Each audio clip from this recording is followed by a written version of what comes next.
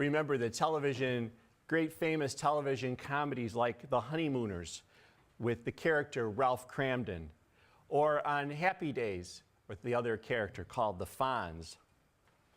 When I think of the gospel and the theme of reconciliation, I often think about that story, those two stories of Ralph Cramden.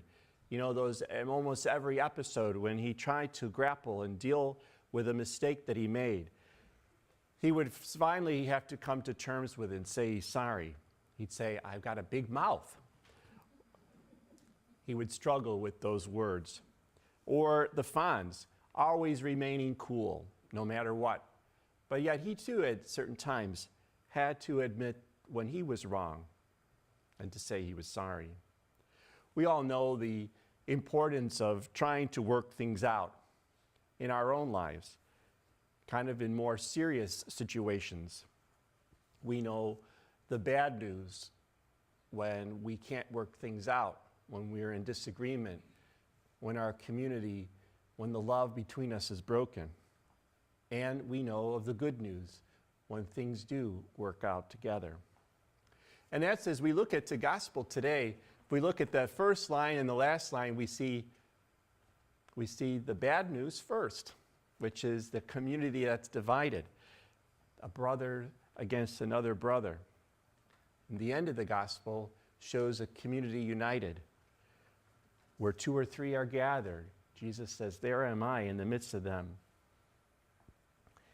In today's gospel, Jesus is teaching his disciples an important lesson about community, an important lesson about reconciliation. If your brother sins against you, go tell him his faults between you and him alone. If he listens, you've won your brother over.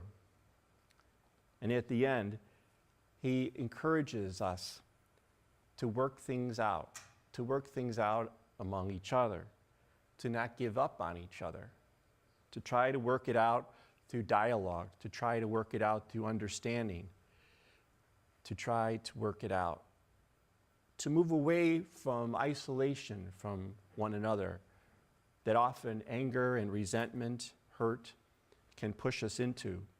And rather than these things, to move to better understanding, to reconciliation, to unity, thinking of ourselves within a community, the body of Christ.